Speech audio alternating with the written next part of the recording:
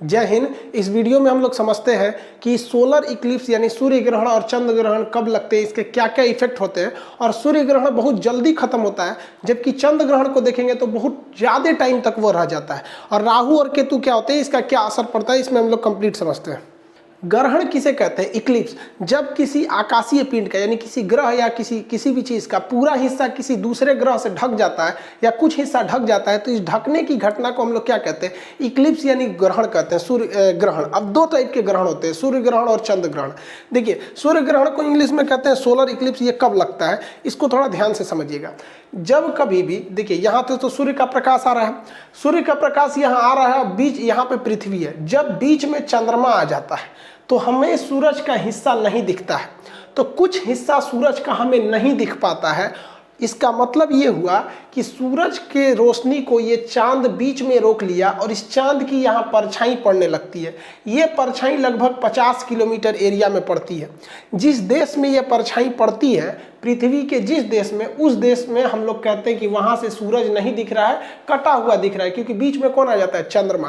तो इसे हम कहते हैं लोग सूर्य ग्रहण के नाम से जानते हैं। अब ये सूर्य ग्रहण भी 3 टाइप के होते हैं सब, पार्शियल, एनुलर और टोटल। अब एक बात बताइए आप, ये जो चंद्रमा है ये डायरेक्ट यहाँ तो आ नहीं गया होगा, धीरे धीरे आया होगा। तो पहले थोड़ा सा हिस्सा ढका होगा, फिर ढका होगा, फिर कंप्लीट ढक गया होगा।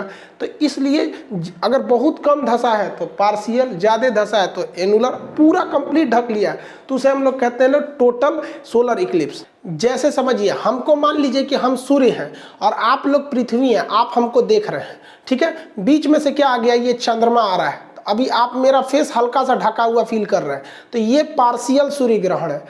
अभी देख रहे हैं तो आप लोग ये एनुलर दिख रहा है, फिर भी आपको हल्का हल्का हिस्सा दिख रहा होगा, तो ये एनुलर है। एनुलर अगर बहुत करीब हो गया तो उसे कहते हैं टोटल सोलर इक्लिप्स। तो एनुलर और टोटल में ज़्यादा का अंतर नहीं होता है। एनुलर जो होता है वो मतलब हल्का सा जगह छोड़ देता है। आप अगर इसमें देखिएगा तो ये जो है ये आपका पार्शियल है, ये एनुलर सोलर इक्लिप्स है, और ये आपका क्या चीज़ है? टोटल सोलर इक्लिप्स है। तो ये 3 तरह के होते हैं, ज़्यादातर यही वाले देखने को मिलते हैं, हल्का सा पार्शियल देखने को मिलते हैं। सूर्य ग्रहण में हमेशा याद रखिएगा कि बीच में चंद्रमा आ जाता है। चंद्रमा की वजह से सूर्य का प्रकाश नहीं पहुंचता है और इसकी परछाई कितने किलोमीटर पर पड़ती है? 50 किलोमीटर पर पड़ती है। और ये परछाई पश्चिम से पूरब की ओर मूव करती रहती है। पश्चिम से पूरब की ओर क्या करती है? मूव करती है। क्योंकि हम लोग की पृथ्वी कैसे घूम रही है? पश्चिम से पूरब। तो ये शैडो भी कैसे घूमेगा? पश्चिम से पूरब ही घूमता है। लेकिन क्वेश्चन समझिएगा ध्यान से कि सूर्य ग्रहण बहुत जल्दी खत्म हो जाता है, जिसका रीजन देखिए, बहुत सिंपल सा रीजन है। सूर्य ग्रहण जल्दी क्यों खत्म होता है? तो हम ये जो चंद्रमा है ये अपने एक्सिस पे इधर की ओर भाग रहा है, ठीक है। और ये जो पृथ्वी है ये सूर्य का चक्कर लगाती है, तो ये भी अपने एक्सिस से इधर की ओर भाग रही होती है। तो इससे क्या होता है कि ये बहुत जल्दी ये डिस्टेंस आपस में हट जाते हैं। तो एक जा रहा है इस साइड में और एक जा रहा है इस साइड में, देखिए फटाक से हट जाएगा, दोनों तुरंत जल्दी हट जाएगा। अब यहाँ से हम इसको सूर्य को भी देख लेंगे और यहाँ पे चंद्रमा पे भी प्रकाश आ जाएगा। तो ऐसी घटना, ये सूर्य ग्रहण बहुत जल्दी खत्म इसलिए होते हैं क्योंकि एंटी क्लॉक घूम रहा है, पृथ्वी भागी इस साइड में और चंद्रमा भागा इस साइड में, सब टोटल प्रकाश आने लगा और ये सूर्य ग्रहण बहुत जल्दी खत्म हो जाता है। तो इसलिए सूर्य ग्रहण मैक्सिमम 7 मिनट और 8 सेकंड का ही हो सकता है। देखिए, ये जो सूर्य ग्रहण है, ये सूर्य ग्रहण जब भी लगेगा तो अमावस के दिन लगता है। अमावस को हम लोग कहते हैं न्यू मून। उस दिन चांद पूरी तरह से काला होता है, हम लोग कहते हैं अंधेरिया है। न्यू मून के दिन उसे हम अमावस कहते हैं। कैसे? आप जरा ध्यान दीजिए, सूरज की रोशनी चंद्रमा पे पड़ जरूर रही है, लेकिन वो इस साइड में पड़ रही है। आप देखेंगे तो सूरज की रोशनी इस साइड में पड़ रही है, जबकि हम लोग चांद को इस डायरेक्शन से देख रहे हैं। तो हमें तो चांद यहाँ वाला दिखेगा, काला ही तो दिखेगा। इसीलिए कहते हैं कि जब भी सूर्य ग्रहण लगेगा वो किस दिन लगता है? अमावस के दिन, क्योंकि हम लोग इस साइड से इसे देख रहे होते हैं। अब इस सूर्य ग्रहण के कुछ प्रभाव होते हैं, ये सब समझ गए, टाइप समझ गए, टाइमिंग कम क्यों लेता है ये समझ में गए। इसके प्रभाव, इसका प्रभाव क्या होता है? इसे डायरेक्ट नहीं देखना चाहिए, इसका आंखों पर बहुत निगेटिव इफेक्ट पड़ता है, आंख की रोशनी भी जा सकती है। दूसरा कि टेम्परेचर, वातावरण का टेम्परेचर कुछ समय के लिए घट जाता है और ये सूर्य ग्रहण ज्यादा देर के लिए तो लगता भी नहीं है, 7 से 8 मिनट के लिए सूर्य ग्रहण लगता है। देखिए, अब चंद्र ग्रहण समझते हैं हम लोग। चंद्र ग्रहण को इंग्लिश में लूनर इक्लिप्स कहते हैं। चंद्र ग्रहण के समय होता क्या है कि चंद्रमा जो होता है वो साइड में आ जाता है, घूमते घूमते इस साइड में, और बीच में आ जाती है पृथ्वी। तो पृथ्वी से तो सूरज पूरी तरह से दिख जाता है, लेकिन ये पृथ्वी सूरज से उस प्रकाश को रोक देती है जो चंद्रमा तक जा रहा होता है, इसलिए हमें चंद्रमा का कुछ भाग कटा हुआ दिखाई देता है, तो जिसे हम लोग कहते हैं चंद्र ग्रहण के नाम से जानते हैं। अब ये चंद्र ग्रहण जो होता है ना बहुत लंबा समय तक होता है, 3-4 घंटा तक रहता है। एक्यूरेट टाइम जो होता है 3 घंटा 28 मिनट तक होता है। ऐसा क्यों होता है, ये ज्यादा टाइम क्यों ले रहा है? देखिए हमारी जो पृथ्वी है ये तो सूर्य का चक्कर लगा रही है, ऐसे ऐसे ये हमारी पृथ्वी सूर्य का चक्कर लगाती है, लेकिन इसी के पीछे पीछे चंद्रमा किसका चक्कर लगाता है? वो तो पृथ्वी का चक्कर लगा रहा होता है। अब देखिएगा दोनों में प्रॉब्लम क्या है, जब तक पृथ्वी बीच में रहेगी चंद्रमा पर प्रकाश कम पड़ेगा और ये चंद्र ग्रहण लगेगा। तो चंद्र ग्रहण का रीजन देखिए, पृथ्वी जा रही है अपने एक्सिस पे और ये भी उसी के साथ साथ बढ़ेगा, तो ये कुछ देर तक ऐसी कंडीशन आएगी जब पृथ्वी क्या रहेगी, बीच में आ जाएगी इन दोनों के, इसलिए इसमें टाइमिंग थोड़ी सी ज्यादा लग जाती है। और वही अगर सूर्य ग्रहण की बात करेंगे तो सूर्य ग्रहण की टाइमिंग बहुत ही कम होती है, इसकी टाइमिंग कितनी हो जाती है, 3 से 4 घंटे लगता है। ये जब भी लगेगा तो पूर्णिमा के दिन लगेगा। जैसे देखिए ध्यान से, जब पृथ्वी बीच में नहीं थी तो सूर्य का प्रकाश टोटली इस पर पड़ता था, टोटली पड़ता था और ये चमकीला दिखता था और हम लोग को इसको देखने में कोई दिक्कत नहीं थी, हम एकदम इसका चमकीला भाग देख लेते थे। लेकिन बीच में कौन चला आया भैया, इनके बीच में चली आई पृथ्वी आके रोक दी इसे। तो पूर्णिमा के दिन ही, फुल मून के दिन ही आपको क्या दिखने को मिलेगा, चंद्र ग्रहण। इसको याद रखने का एक ट्रिक समझिए कि भैया पूर्णिमा के दिन ही तो पूरा चांद निकलता है, और वो ढका कि नहीं ढका तभी ना हमें समझ में आएगा। अमावस के दिन से पूरा चांद नहीं निकलता है, वो ग्रहण लगा कि मर गया क्या पता चलता है। तो ट्रिक से हमेशा याद रखिएगा कि पूर्णिमा के दिन पूरा चांद निकलेगा और उसी पे ढक जाएगा तो क्या निकलेगा, चंद्र ग्रहण लगता है। तो हालांकि हम तो कंसेप्ट आपको यहाँ बता दिए, और जब आप मेंस पेपर लिखिएगा तो वहाँ स्पष्ट लिखना पड़ेगा कि चंद्र ग्रहण का समय ज्यादा क्यों लगता है, क्योंकि इनकी ऑर्बिट जो होती है वो मैच कर जाती है और ये काफी लंबे समय तक क्या होता है, ये देखिए ये तो उसका चक्कर लगा रहा है, ये पृथ्वी का लगाएगा यहाँ पर, समझ आ रहा है कि नहीं आ रहा है। तो ये लंबे समय तक बीच में आ जाता है, लीनियर हो जाता है, जिस वजह से इसकी टाइमिंग थोड़ी बढ़ जाती है। चंद्र ग्रहण के समय चांद हल्का सा दिखाई देता है, बाकी का हिस्सा उसका हल्का लाल रंग का दिखाई देता है, तो जिसे हम रेड मून के भी नाम से जानते हैं। चंद्र ग्रहण के वक्त में चंद्रमा के ऊपर किसकी छाया पड़ेगी, तो चंद्र ग्रहण के समय चंद्रमा के ऊपर पृथ्वी की छाया पड़ेगी। किसी भी चीज की 2 छाया होती है, एक डार्क छाया जिसे हम अंबरा कहते हैं और एक हल्की छाया जिसे पेनम्बरा कहते हैं। तो अंबरा पेनम्बरा आप लोग इजी समझिए, दुनिया में हर चीज का अंबरा परम्बरा मिलेगा। देखिए ना आप यहाँ से, अब ये सूर्य है, ये पृथ्वी है, अब इसके 2 साइडों दिख रहे होंगे, ये वाला साइडो डार्क है और एक हल्का साइडो ये दिख रहा है। तो जो डार्क है वो अंबरा है और जो डार्क नहीं है वो पेनम्बरा है वहां पर। तो अंबरा में जब घुसेगा तो पूरी तरह चांद ढक जाएगा, तो उसे कहेंगे full solar Eclipse, lunar Eclipse. और जब पेनम्बरा में रहेगा तो हल्का हल्का सा ढका रहेगा। आप नहीं समझे, हर चीज का पेनम्बरा होता है जी। देखिए ना, कोई भी चीज खड़ा करिए, यहाँ देखिए ये क्या है, डार्क साइडो है तो ये अंबरा है, और ये क्या है, पार्शियल है तो वो पेनम्बरा है। कुछ भी चीज आप खड़ा कीजिएगा, आप घर पे प्रैक्टिकल कीजिएगा, किसी चीज की परछाई बनेगी, एक डार्क परछाई बनेगी वो अंबरा हो जाएगी, और एक हल्की परछाई बनेगी वो पेनम्बरा हो जाएगी। किसी भी चीज को लेके आप अपना खुद का परछाई देखिएगा ना, कहीं एक जगह लाइट जलाएगा, लाइट एक ही रहना चाहिए, क्योंकि हमारे सोलर सिस्टम में एक ही सूर्य है जो हमारे करीब में है। इन्हें कि 4 गो लाइट जला दे बस 5 गो रोशनी बनने लगेगा, आप कहेंगे अंबरा पेनम्बरा ये सब कौन सी बन गया। इसी कंडीशन में एक चीज बनता है जिसे हम लोग कहते हैं कंजंक्शन और अपोजिशन। कंजंक्शन मतलब क्या होता है, जोड़ देना किसी चीज को। तो जब कभी भी सूरज, पृथ्वी और ये इन दोनों के एक ही साइड में, तीनों एक ही साइड में अगर आ जाते हैं तो ये इस कंडीशन को हम लोग कहते हैं युति। इसे क्या कहते हैं, युति। तो ये 180 डिग्री हो जाते हैं सब। लेकिन जब चंद्रमा दूर चला जाता है, सूरज से क्या हो जाता है, दूर चला जाता है, तो उनमें वियोग हो जाता है, दूर हो जाते हैं, अपोजिट डायरेक्शन में हो जाता है, तो उसे कहते हैं अपोजिशन यानी वियुति। तो कंसेप्ट देखिएगा, एक कंफ्यूजन नहीं हो जाएगा, चाहे वो इस साइड हो चाहे चंद्रमा सूरज की साइड हो जाए तो क्या है, युति है, यानी डायरेक्शन थोड़ा सा करीब आ गया, युति है, तब भी 180 डिग्री का एंगल बनेगा, तीनों एक सीध में है। और अगर चंद्रमा दूर चला जाए यानी अपोजिट चला जाए तो वो अपोजिशन हो जाएगा, उस कंडीशन में भी 180 डिग्री का ही एंगल बनता है। इसमें 180 डिग्री का होता है। तो युति और वियुति इन दोनों कंडीशन में चंद्रमा, पृथ्वी और सूर्य तीनों एक डायरेक्शन में हो जाते हैं और 180 डिग्री का एंगल बनता है। लेकिन युति में चंद्रमा सूर्य की ओर होता है और वियुति में सूर्य से दूसरी ओर होता है। देखिए हमारे पृथ्वी पर 71% पानी है। इन पानी को चंद्रमा और पृथ्वी सूर्य अपनी गुरुत्वाकर्षण से खींचते हैं, जिस वजह से समुद्र में लहरें उत्पन्न होती हैं। समुद्र में क्या होती है? लहर उत्पन्न होती है, जिन्हें हम लोग ज्वार भाटा कहते हैं, इंग्लिश में टाइड एंड ईव कहते हैं। तो पृथ्वी खींच रही है, चंद्रमा और पृथ्वी मिलकर क्या कर रहे हैं? खींच रहे हैं सब हमारे पृथ्वी के पानी को। तो इस खिंचाव को ही हम कहते हैं ज्वार भाटा। समुद्र में इन ज्वार भाटा के उत्पन्न करने में सूर्य और पृथ्वी, इन सूर्य और चंद्रमा, इनके खिंचाव बल यानी गुरुत्वाकर्षण बहुत महत्वपूर्ण भूमिका निभाता है। अब हम आपसे क्वेश्चन पूछते हैं, आप बताइए कि कंजंक्शन में तगड़ा खींचेगा या ऑपोजिशन में तगड़ा खींचेगा? बहुत तेज किस में खींचेगा? बहुत भयानक पावर से किस में खींचेगा? आप वीडियो रोक के कमेंट कर सकते हैं। देखिए आप समझिए, यहाँ पर जिस डायरेक्शन में, इधर से देखिए, अगर जिस डायरेक्शन में चंद्रमा खींचने की कोशिश कर रहा है, उसी डायरेक्शन में सूरज भी खींचने की कोशिश कर रहा है पृथ्वी के पानी को, समुद्र के पानी को। अब लोटा में से नहीं ना खींच पाएगा, लोटा में पानी कितना रहता है? कहेंगे सर लोटा में ज्वार भाटा नहीं आता। लोटा में कहाँ से आएगा? एरिया ज़्यादा रहना चाहिए ना, समुद्र का पूरा खुला एरिया खींच लेता है, तो पानी में ज्वार भाटा आ जाते हैं सब। तो जब कभी भी कंजंक्शन यानी युति की स्थिति होती है तो समुद्र में भयानक लहरें उत्पन्न होती हैं, बहुत जबरदस्त लहर उत्पन्न होती है। समझ में आ गया कि नहीं आ गया? लेकिन वियुति के समय क्या होती है कि चंद्रमा इधर से खींच रहा होता है और सूर्य इधर से खींच रहा होता है, तो इसमें भी लहर उठती है, लेकिन बहुत भयानक टाइप से नहीं उठ पाती है।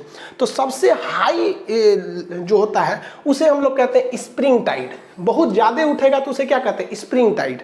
और ये भी देखिए, इसमें भी ज़्यादा ही उठाता है तो कहेगा कि जब ज्वार भाटा बहुत बड़े आते हैं, स्प्रिंग टाइड सबसे ज़्यादा ज्वार भाटा कब आएगा? तो कंजंक्शन के टाइम पे, उससे थोड़ा सा नीचे रहेगा ऑपोजिशन के टाइम पे ये रहता है, और इसकी आकृति बहुत बड़ी हो जाती है यहाँ पर। लेकिन एक और कंडीशन आता है, क्योंकि चंद्रमा तो घूम रहा है, आप देखेंगे तो चंद्रमा क्या है, यहाँ से ऐसे ऐसे क्या कर रहा है? घूम रहा है, तो हमेशा एक कंडीशन पे तो रहेगा नहीं चंद्रमा यहाँ पर। ऐसा भी तो हो सकता है हम चंद्रमा को इन दोनों छोर पे रखे थे, अब ऊपर नीचे रख के देख लेते हैं तो ये 90 डिग्री का एंगल बन जाता है। तो 90 डिग्री का जब एंगल बनता है तो इसमें जो इधर पानी खींच रहा है सूर्य और इधर की ओर खींच रहा है चंद्रमा, तो इसमें ना पानी की लहरें बहुत ज़्यादा नहीं उठ पाती हैं। और इसमें भी सेम कंडीशन, ये इधर खींच रहा है, ये इधर खींच रहा है, तो दोनों कंडीशन में तो एंगल 90 डिग्री का ही तो बन रहा है।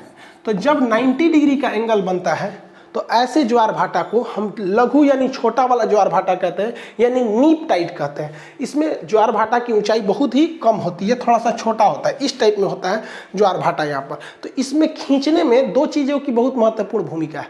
कौन कौन सा चीज़ का? एक सूर्य के गुरुत्वाकर्षण, चंद्रमा का गुरुत्वाकर्षण। लेकिन सूर्य का गुरुत्वाकर्षण पावरफुल है लेकिन दूर है, इसलिए उससे ज़्यादा इफेक्ट डाल देता है चंद्रमा का गुरुत्वाकर्षण, क्योंकि वो कम पावर का होने के बावजूद वो क्या है? ज़्यादा करीब है। और इसमें एक और चीज़ काम करता है, पृथ्वी का घूर्णन गति। पृथ्वी ऐसे घूम रही है तो समुद्र का पानी हल्का सा अपने छलकता है और वो दोनों खींच लेते हैं ऐसा। तो यूपीएससी 2014 का क्वेश्चन था कि इसमें ज्वार भाटा उत्पन्न करने में किसका योगदान? तो तीनों का। ऑप्शन डी था, क्योंकि 1, 2, 3 सब सही थे ऑप्शन डी पे। समझ में आ रहा है कि नहीं? अब ये इस लहरों को उत्पन्न करने में ये मुख्य भूमिका पृथ्वी का घूर्णन गति, चंद्रमा का गुरुत्वाकर्षण, सूर्य का गुरुत्वाकर्षण इसमें होता है। जबकि आप देखेंगे हीरोइन गाना गाती है, सागर में उठने वाली हर लहर को सलाम, ये तो तोरा खाती उठ रहा है काई, तो चंद्रमा पृथ्वी ये सब के गुरुत्वाकर्षण से उठ रहा है, इनको अपने सुझल रहता है। अब आप कंफ्यूज नहीं होइएगा। देखिए जब कभी भी 180 डिग्री का एंगल बनेगा, चाहे वो युति के कंडीशन यानी कंजंक्शन में बने, चाहे वो वियुति यानी ऑपोजिशन में बने, इसमें जो टाइड आएगा वो बहुत लंबा आता है, खींच कर आता है, 180 डिग्री का एंगल होता है, इसे स्प्रिंग टाइड कहते हैं। और जब कभी भी एंगल 90 डिग्री का बने, चाहे वो ऊपर की ओर से बने या नीचे की ओर से बने, तो जब 90 डिग्री का होता है तो उसे को कहते हैं हम छोटा ज्वार भाटा, लघु ज्वार, जिन्हें हम नीप टाइड कहते हैं। तो या ऐसा कंफ्यूजन में मत होइएगा, कुछ कहता है कि इसमें बड़का आएगा इसमें छोटका आएगा। भाई ये दोनों कंडीशन में बड़का आएगा, इन दोनों कंडीशन में छोटका आता है। समझ में आ रहा है कि नहीं आ रहा ये सब चीज़ें? तो इसमें कन्फ्यूजन नहीं हो जाएगा, क्योंकि आजकल एग्जाम में क्वेश्चन फिगर बना के दे रहा है। अब कंफ्यूजन एक चीज होता है, सीजीवी किसे कहते हैं? सीजीवी ऐसी चीज होती है जिस वैसा कंडीशन जब तीन कोई चीज आगे पीछे खड़ी हो लेकिन ऊपर से दिखने में वो एक सीध में दिखे तो उसे सीजीवी कहते हैं। सीजीवी और लीनियर होने में बहुत का अंतर होता है।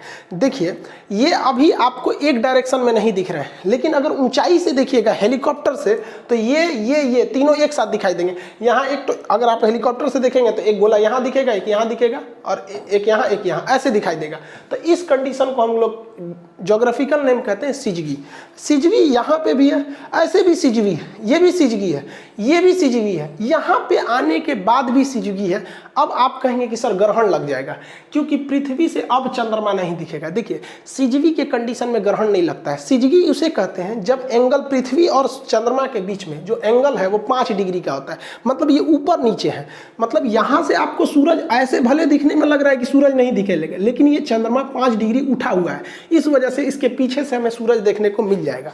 तो सिजगी ऐसा कंडीशन होता है जिसमें कोई भी चीज एक कतार में रहती है लेकिन एक दूसरे को ढकी नहीं रहती है, थोड़ा एंगल इधर उधर रहता है। तो ये क्या है? सिजगी है। यहाँ पे भी सिजगी, यहाँ पे भी सिजगी, यहाँ पे भी, यहाँ पे भी, यहाँ पे भी, ये सब क्या है? सब सिजगी है, सब ऊपर से रहने पे। लेकिन अभी सिजगी नहीं रहेगा। क्यों?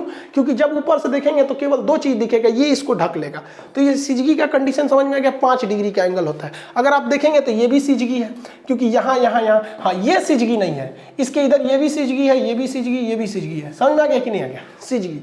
सिजगी और लीनियर में अंतर क्या होता है? देखिए ध्यान से, ये चीज अभी सिजगी है क्योंकि इसमें हम 5 डिग्री का अंतर किए हैं, लेकिन सेम फिगर अगर हम यहाँ बना दें और इसमें 5 डिग्री ऊपर नीचे का अंतर खत्म कर दें तो ये क्या हो जाएगा? ये हो जाएगा सिजगी और ये हो जाएगा लीनियर।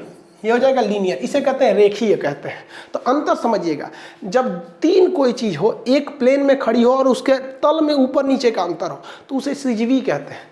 लेकिन तल में थोड़ा भी अंतर ना हो, एकदम सीधे हो कि एक दूसरे को ढक ले तो उसे लीनियर कहते हैं। लीनियर के कंडीशन में ही आपका ग्रहण लगता है। ये कई बार क्वेश्चन पूछा है कि ग्रहण लगने के लिए सिजवी जरूरी है कि लीनियर जरूरी है। लीनियर एक ही पे होता है, इसमें कोई एंगल नहीं है, इसलिए एक क्या करेगा? बीच वाला ढक लेगा, जबकि इसमें नहीं ढक पाता है। तो सिजवी और लीनियर में अंतर होता है। अब दोनों कंडीशन को हम आपसे मिला के पूछते हैं।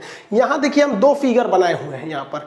अभी ये क्या है? ये सूर्य से दूरी पर है, तो हम इसे कंफर्म कह सकते हैं कि ये VUT है। क्या है? ये VUT यानी अपोजिशन के कंडीशन में है, ये VUT है यहाँ पर। अब यहाँ 2 कंडीशन आते हैं। अगर ये 5 डिग्री ऊपर नीचे होगा, 5 डिग्री ऊपर नीचे हो जाएगा, तब तो हम उसे कहेंगे सिजवी। और जहां अगर ये सिजवी हुआ तो सिजवी होगा तो ये हल्का सा ऊपर होगा और सूर्य का प्रकाश सीधे इसके ऊपर पड़ जाएगा और हमें चंद्रमा पूरी तरह दिखाई देगा, तो हम उसे कहेंगे पूर्णिमा है। क्या है? पूर्णिमा।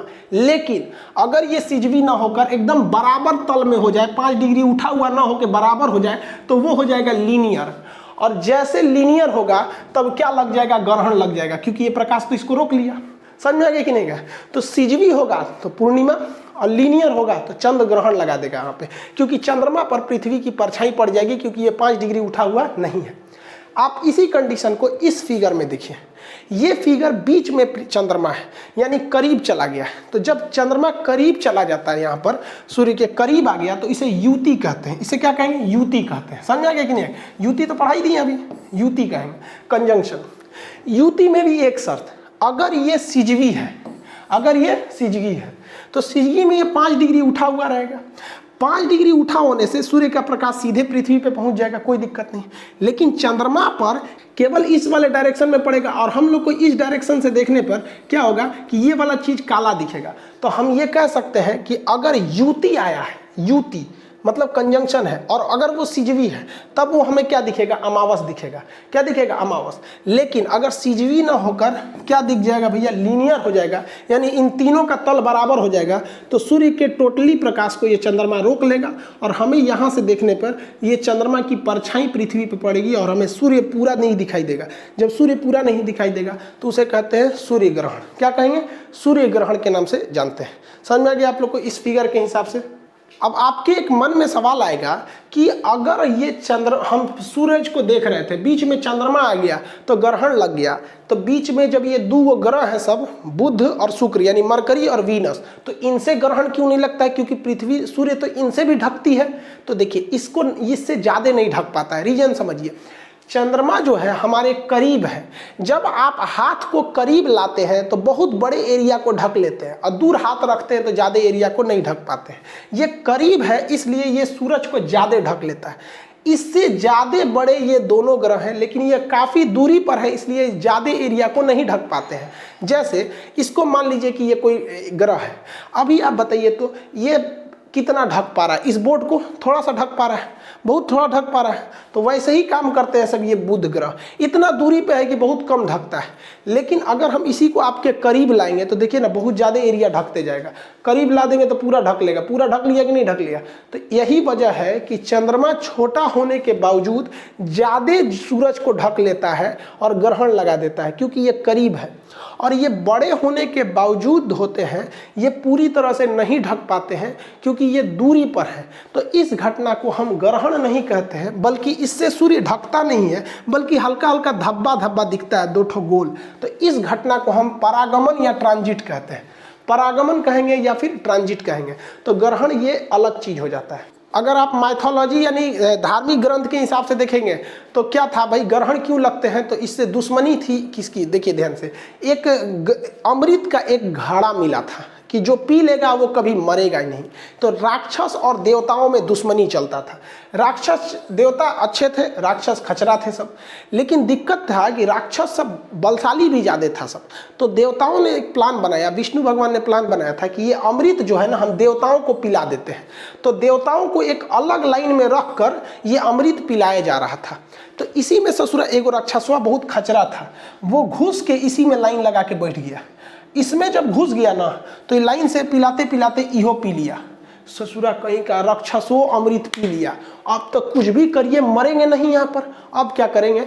तब तक पीछे से देख रहे थे सब इनको। सूर्य देख रहा था और कौन देख रहा था? चंद्रमा देख रहा था। ये दोनों देख रहे थे सब और इशारा कर दिए से, दूर लोल कहीं का एकरा पिया दे लो, अभी मरबे नहीं करेगा, अब क्या होगा?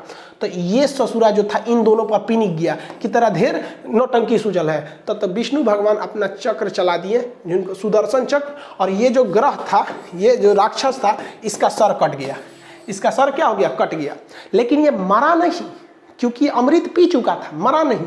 लेकिन सर कटने की वजह से शक्ति खो दिया। और ऊपर का कहलाता है राहु और नीचे का कहलाता है केतु।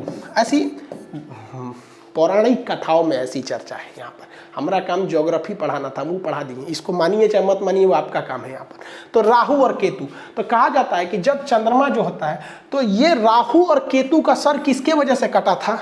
तो चंद्रमा के वजह से और सूरज के वजह से, क्योंकि यही इशारा कर दिए थे सब। इसलिए राहु और केतु इन दोनों को कहते हैं कि तो हम देख लेंगे, औकात दिखा देंगे। तो इन्हीं की औकात दिखाने को हम कहते हैं सूर्य ग्रहण और चंद्र ग्रहण।